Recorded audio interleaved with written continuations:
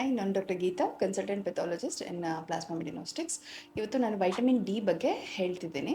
ಈ vitamin D ಬೋನ್ growth ಮತ್ತು ಡೆವಲಪ್ಮೆಂಟ್ಗೆ ಬೇಕಾಗಿರೋ ಇಂಪಾರ್ಟೆಂಟ್ ವಿಟಮಿನ್ ಆಗಿರುತ್ತೆ. ಇದು ನಮಗೆ ಮೇಯ್ನ್ಲಿ ನಾನ್ ವೆಜಿಟೇರಿಯನ್ ಫುಡ್ಡಿಂದ ಸಿಗುತ್ತೆ. ಬಟ್ ಈ ಫುಡ್ಡಿಂದ ಸಿಕ್ಕಿರೋ ವೈಟಮಿನ್ನು ಆ್ಯಕ್ಟಿವ್ ಫಾರ್ಮ್ಗೆ ಕನ್ವರ್ಟ್ ಆಗಬೇಕಂದ್ರೆ ನಮಗೆ sunlight exposure very very important ಆಗುತ್ತೆ. So food as well as sunlight ಎರಡೂ ನಮ್ಮ ವೈಟಮಿನ್ ಡಿ ಲೆವೆಲ್ಸ್ನ ಡಿಟರ್ಮೈನ್ ಮಾಡುತ್ತೆ.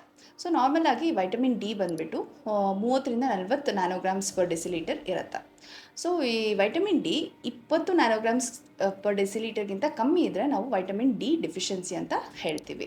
ಈ ವೈಟಮಿನ್ ಡಿ ಡಿಫಿಷಿಯನ್ಸಿ ಇದ್ದಾಗ ಮಕ್ಕಳಲ್ಲಿ ರಿಕೆಟ್ಸ್ ಅನ್ನೋ ಡಿಸೀಸ್ನ ಕಾಸ್ ಮಾಡುತ್ತೆ. ಅದೇ ದೊಡ್ಡವರಲ್ಲಿ ಆಸ್ಟಿಯೋಮಲೇಷಿಯಾ ಅಂತ ಡಿಸೀಸ್ ಕಾಸ್ ಮಾಡುತ್ತೆ. ಸೊ ಈ ರಿಕೆಟ್ಸ್ ಇರೋ ಮಕ್ಕಳಲ್ಲಿ ಬೋನ್ಸು ತುಂಬ ವೀಕ್ ಇರುತ್ತೆ.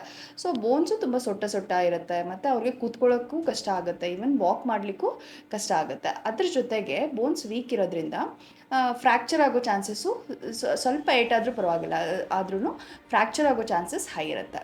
ಅದೇ ದೊಡ್ಡವರಲ್ಲಿ ಆಸ್ಟಿಯೋಮಲೇಷಿಯಾ ಕಾಸ್ ಮಾಡುತ್ತೆ, ಅವರಲ್ಲೂ ಬೋನ್ಸು ವೀಕ್ ಇರುತ್ತೆ. ಸೊ ದೊಡ್ಡವರಲ್ಲಿ ಏನಿರುತ್ತೆ ವೈಟಮಿನ್ ಡಿ ಡಿಫಿಷಿಯನ್ಸಿಯಲ್ಲಿ ಅಂದರೆ ಬೋನ್ ಪೇಯ್ನ್, ಮಸಲ್ ಪೇಯ್ನ್ ಮತ್ತು ತುಂಬ ಸುಸ್ತಾಗೋದು, ಅದ್ರ ಜೊತೆಗೆ ಬೋನ್ಸ್ ವೀಕ್ ಇರೋದ್ರಿಂದ ಇವ್ರಿಗೂ ಅಷ್ಟೇ ಲೈಕ್ ಫ್ರ್ಯಾಕ್ಚರ್ ಆಗೋ ಚಾನ್ಸಸ್, ಈವನ್ ಸ್ವಲ್ಪ ಏಟಾದರೂ ಫ್ರ್ಯಾಕ್ಚರ್ ಆಗೋ ಚಾನ್ಸಸ್ ತುಂಬ ಹೈ ಇರುತ್ತೆ. ಇವು ಎರಡೂ ಬಿಟ್ಟು ಈ ವೈಟಮಿನ್ ಡಿ ಡಿಫಿಷಿಯನ್ಸಿ ಏನು ಮಾಡುತ್ತೆ ಅಂದರೆ ರಿಸ್ಕ್ ಇನ್ಕ್ರೀಸ್ ಮಾಡುತ್ತೆ. ಯಾವ್ಯಾವ ಕಾಯಿಲೆಗೆ ಅಂದರೆ ಕ್ಯಾನ್ಸರು, ಡಿಪ್ರೆಷನು, ಆಟೋಇಮ್ಯೂನ್ ಡಿಸೀಸಸ್ಸು ಮತ್ತು ಇಸ್ಕೀಮಿಕ್ ಹಾರ್ಟ್ ಡಿಸೀಸಸ್ ಅಂತ ಹೇಳ್ತೀವಿ. ಸೊ ನಾನು ಹೇಳೋದೇನೆಂದರೆ ಎಲ್ಲ ಅಡಲ್ಟ್ಸು, ಚಿಲ್ಡ್ರನ್ಸ್ ವರ್ಷಕ್ಕೊಂದ್ಸಲ ಅಟ್ಲೀಸ್ಟ್ ಆ ವೈಟಮಿನ್ ಡಿನ ಚೆಕ್ ಮಾಡಿಸ್ಕೋಬೇಕಾಗುತ್ತೆ. ಇದು ನಿಮಗೆ ಬೇಕಾದರೆ